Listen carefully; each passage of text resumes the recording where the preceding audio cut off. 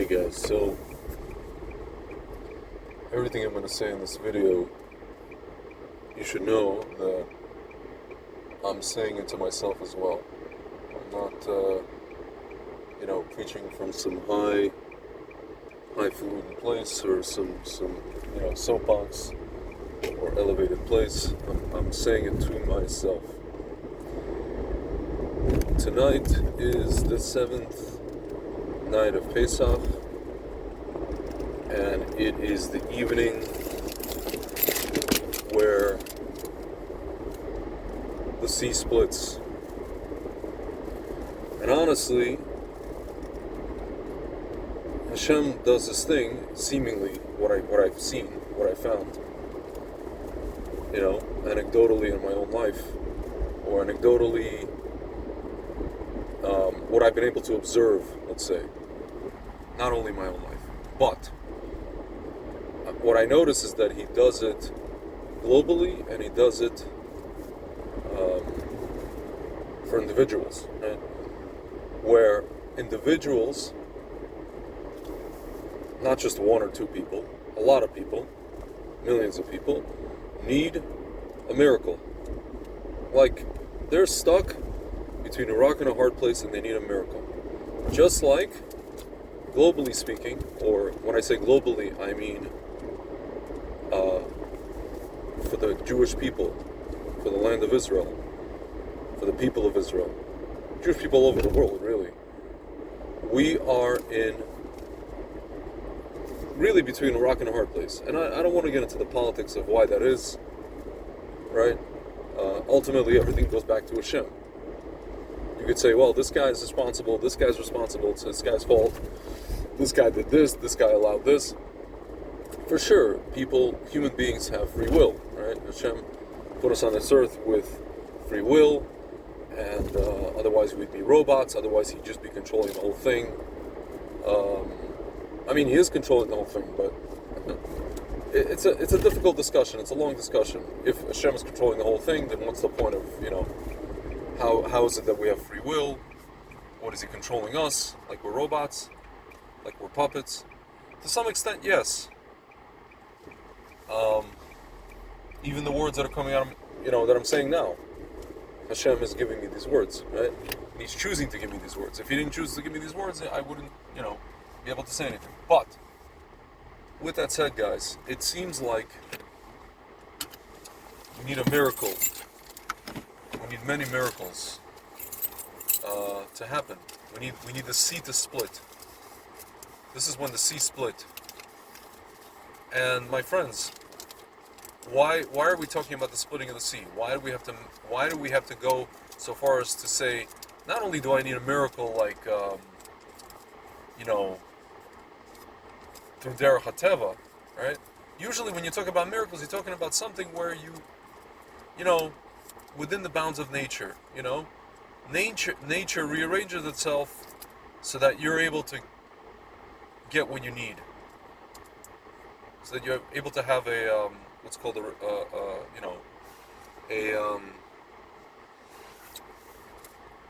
geulah, right? A personal geulah of some kind.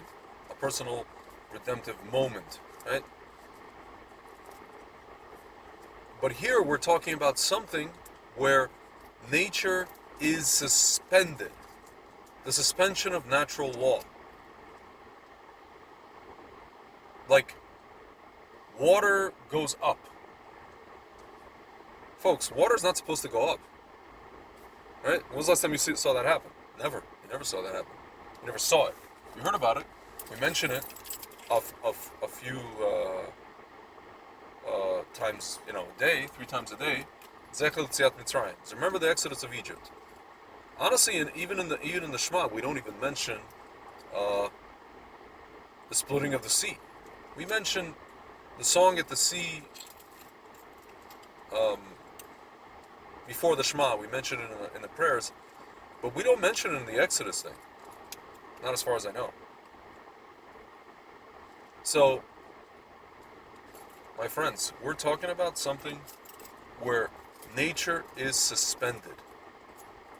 That's what we're talking about here. I had one situation a few years ago where I invested in something, and where basically a number of people invested in it, and I made out like a bandit, and to the point where no one believed me. And I told them, here's what happened. They're like, no way, you're lying. I said, no. They're like, no way that can happen because of, such and such, because of this, and this, right? There's no way that can happen. And it happened with me, right? And I think I was like one of 10 people that this happened to. Basically, it's like winning the lottery, essentially, right? This happens once in a blue moon. But my friends, we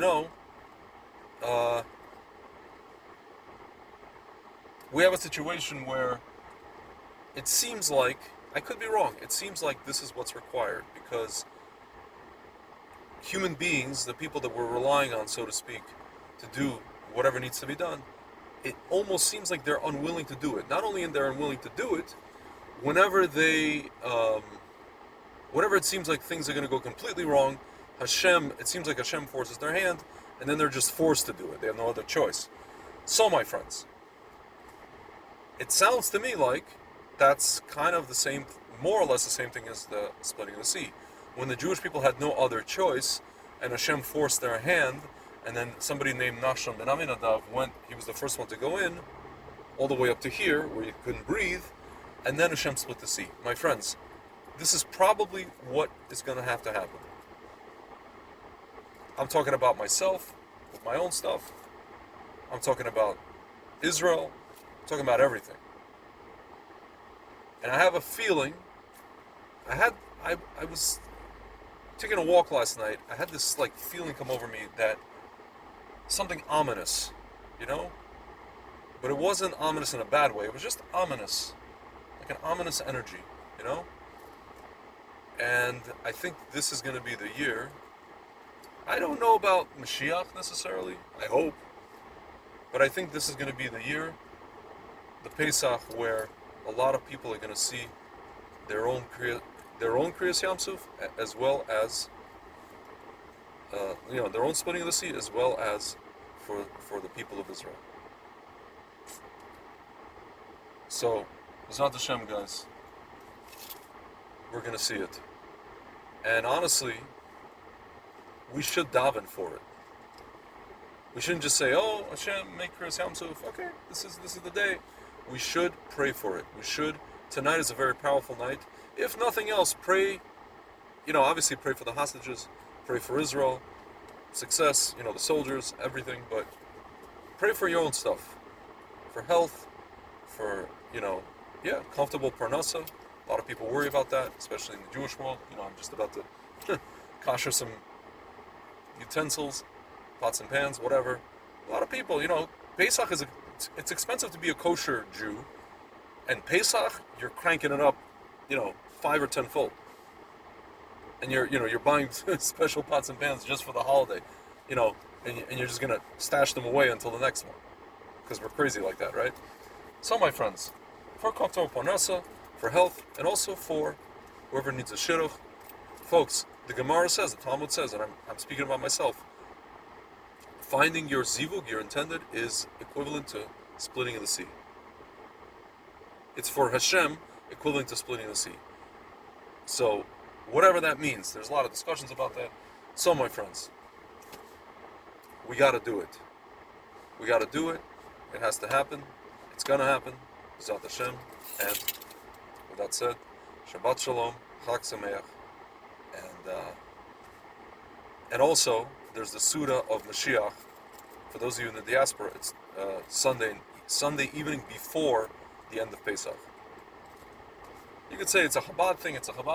It's the meal of Mashiach, my friends.